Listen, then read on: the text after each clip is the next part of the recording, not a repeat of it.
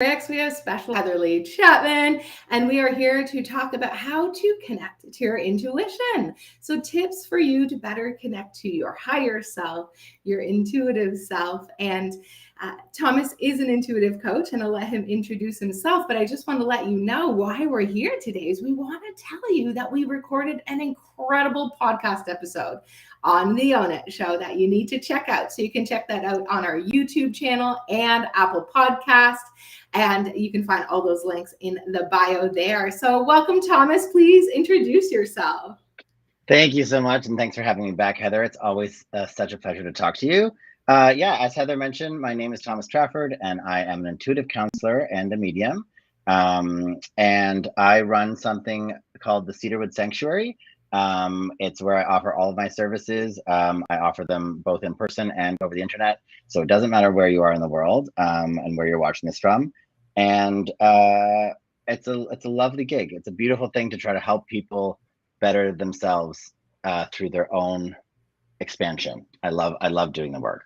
I love talking to you about all the things that kind of overlap between our two streams. And that brings us to here in our amazing podcast episode. I'm so excited that it's come out. I know. So in the podcast episode, we have a great dialogue about connecting to your higher self, intuition, and so much more. So if you want to dive deeper into that, make sure you check out that episode. And Thomas is going to be back for season number 3. So you'll have to check that episode out at the beginning of 2023. So Thomas, I'll let you get started. What is a tip that you would like to share about how to tap into your intuition?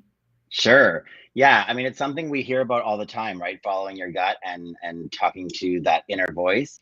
And I think it's really worth mentioning that I think there's probably a couple of voices that go on inside our heads, right? And I think you and I have talked about, Heather, before, a vast majority of the people on the planet are walking around sort of operating from a voice or a place that they don't really question.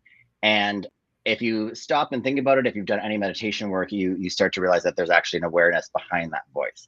So it starts to beg the question, who even am I? Like, who's in there, right? Like, what? and so starting to think about the intuition and how we sit in it more. For me, I use terms like alignment or being in your Zen place, which for me is coming back to center.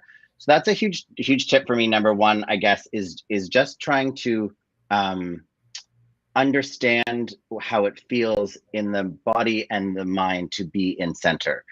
We can often get triggered. We get upset. The dialogue starts like, wow, I never thought about all you hear that voice, that tone in your head, and vice versa the other way. You can be having a great win, and you can, people talk about the runner's high or some sort of situation. You're on a dance floor, you're at a wedding, the energy's really big, and you sort of go really hard the other way, and suddenly like nothing feels wrong and everything's amazing. So the idea of coming back to center, I think, is a really valuable one. I think for each of us, it actually could look quite different, whatever that, if it's a breathing exercise or a meditation practice or journaling daily, but just in each situation, trying to find a balanced place, because I think from that center, from that Zen place, you have the most awareness in terms of your perspective. So if there's any kind of challenging situation or conversation, coworker or relationship, not acting from the emotion that comes right up. If we are triggered, sometimes that can be a little hot. and so you like to come back to center. For me, with that one, I give the 48-hour rule always. If you feel a certain way, give it 24 hours. And if you still feel that way the next day, give it another 24. So by the 48th hour, your nervous system's calmed down, your body's out of fight or flight. We often react from that space. And if you still feel that feeling in the gut, there you go, right? So now the fight or flight is over, but I'm back in my centered, I've done my breathing, and I still feel that way, then send the email, then have the conversation. But you're gonna be able to have it with a lot more kind of compassion, awareness, and control than if you were to, go at the sound of the gun going off at the beginning, right? Absolutely. Being able to respond instead of react, because we're tapping into what voice is speaking. Is that our higher self, which is our intuition, which is what is going to give us the answer, which is in the highest good for us and all involved? Or is it from ego? So are we usually, tearing ourselves down, comparing ourselves to others? ego sometimes is there, to keep us safe, what have you. But then we also have the limiting belief system. I'm not good enough. I'm not enough. There's not enough. So we have to start to understand what each one feels like. So is it the ego? Is it our higher self and our intuition? Or is it our limiting belief system, which is simply our conditioning? So are we operating from our old conditioning? Are we operating from our current present state, which I love that my mom calls your heart center. So Oh, I come like back that. to your heart center, or are we coming from ego? And I think what you said is really important, being aware of how it feels. So when we go to react, someone triggers you, says something that makes you mad or causes a feeling in you. So you feel triggered. Now, when you feel triggered and you go to react, think about how that feels. Emotion has an energy or a frequency or a feeling in the body. So what does it feel like when you're mad? Or like you're saying, when nothing makes you mad, like what does that actually feel like when you're in bliss, literal Right. bliss land over there? And then when are you actually in alignment with your higher self, and what does that feel like? They say there's a knowing, that there's not emotion here. It just is what it is. In the other, there's often a lot of emotions, as you said, a lot of story attached to it, right? Something happened, that person did something, and boop, we pop into a story, and that voice in the head just starts a rant. And like, what voice is it? Is it the voice of the higher self? Not likely. Right? And so being aware that there are voices. And actually, let's just all pause for a second. What is happening in there, right? Is it like, why is Heather having us pause? There's nobody in there. What is she talking about? That voice right there.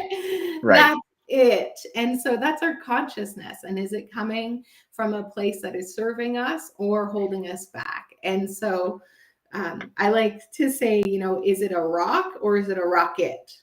So the rock is the stuff that is holding us back, that we're resisting, that emotional traumas we're holding on to, things in our life that aren't in that heart center, those rocks that are weighing us down. And what are the rockets that are going to keep propelling us forward into alignment with our higher self? And really just getting clear on what that feels like. What does the higher self and the rockets feel like? And what do the rocks and the ego and the limiting belief system and the things in our life that are out of alignment with our higher self, what do they feel like?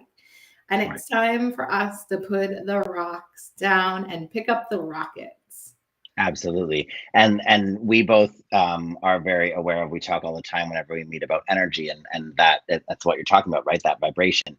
And being in alignment, like being in that place where you are the most connected to your higher self or your oversoul or whatever language you want to give it, that's also the place from which, because you are the most aligned, your frequency is the most powerful it can be. That's the space from where you can manifest. That's the space from where you can make birth the reality that you want, right? And as you've just mentioned, if getting to that place you've had to put down some rocks to get there, then you're suddenly not carrying those limiting beliefs. You're suddenly not carrying those narratives that you've, whatever you've told yourself for how many ever years that you have. And so you have less noise in that space. And that's where I think you then have the capacity, because you are truly kind of connected to the larger part of you that is divine, or the part of you that is a soul. You're sitting in that room, right? That voice starts to be able to have a spot at the microphone.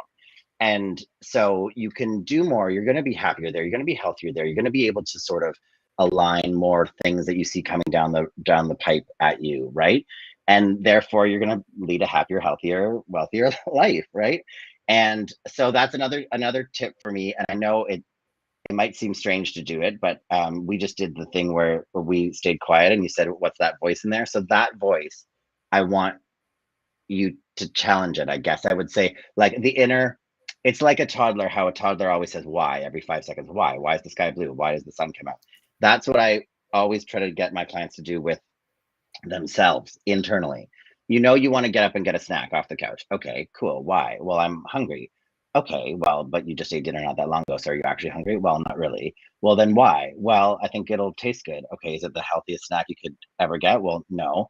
Okay, so why? Like you keep going, and then eventually you're like, well, I'm actually worried about paying the bills, and so I just want to eat something, and that is going to be the most delicious. Okay, so we found the reason, and it doesn't mean don't get the snack, but as you're getting it, go like, oh, I think I just figured out that I'm getting this as a coping mechanism because I'm actually worried about something completely different and it had nothing to do with eating. And now you have a more true awareness of you and your operating and yourself. And from increasing that little breadcrumb, increasing that trail of awareness, you're going to understand yourself more fully. And by understanding yourself more fully and widening that perspective, you can see the spot where you need to keep coming back to and pointing the needle, right? I love So it's, yeah, ask yourself why about everything you're doing. So number one tip, you got to be present so you can ask yourself why. So I love that. And then my last tip for you guys to help you tap into your intuition, just practice playing with it. When I first started playing with it, I think I listened to the book The Hero by Rhonda Bryan. So she's got the hero, the power, the magic. There's a few of them. The Secret. So everyone has heard of The Secret. So in the book The Power, she said, just start guessing like what color clothes people will be wearing. So I always know I'm in the flow when I show up dressed in the same colors or stripes or whatever it is that the other people are wearing. And so I used to start to do it with my clients. And then they started to be like, what the heck? Because I'd always show up matching. And so then I finally taught it to my clients, and I had a husband and wife, and the three of us worked together. So it would be a joke, like, who's out of the flow today? Like, which one of us comes, not matching. And then one might be in black, one might be in white, and then I'm in black and white stripes. And we would, it would be like really cool. So just, where's the perfect parking spot, and asking yourself, where should I park today? Or asking yourself, what route should I take today? Instead of just mindlessly driving the same way all the time. Perhaps there's a better route and your intuitive self can guide you there. So actually just tapping into that on a daily practice. And then as Thomas was saying, making sure that you're tapping into that awareness and actually asking yourself why. Paying attention to those voices in your head and paying attention to which one is in alignment with your higher self and which one is coming from fight or flight, ego, or old limiting beliefs. Because when we tap into our higher self and we can tap into our intuition, life is smoother, easier, and definitely more blissful. I agree with that. Absolutely. Amazing. So make sure you check out our podcast episode on the Own It Show. We are on Apple and on YouTube. And make sure that you come back, because tomorrow I am teaching the Bliss Masterclass. You will be able to join me on Zoom by clicking the link in the bio, or you can catch it live on my Facebook page. And I am teaching my tips and tricks on how I started to really get more in alignment with my higher self. When I really started to get into flow and life started to get a lot easier for me, I created this exercise for myself and my clients, and my clients started getting great results. So they gave it to family members, and then so on and so forth. And it's been so much fun. So I'm going to teach an abbreviation of it for you all in the Coles Notes in 90 minutes tomorrow. So make sure you check that out. And then Thomas, where can they learn more about you?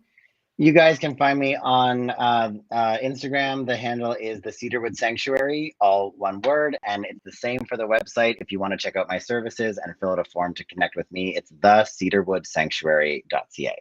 I love it. And thank you so much for your time and energy. I know the two of us could stay here all day long, but we're going to let you all get back to your amazing day. Thank you so much. Make sure you check out the Own It Show and send Thomas a DM on IG. And we'll see you all back next time. Remember, stay happy, healthy, wealthy, and what is the best that can happen. Bye, guys.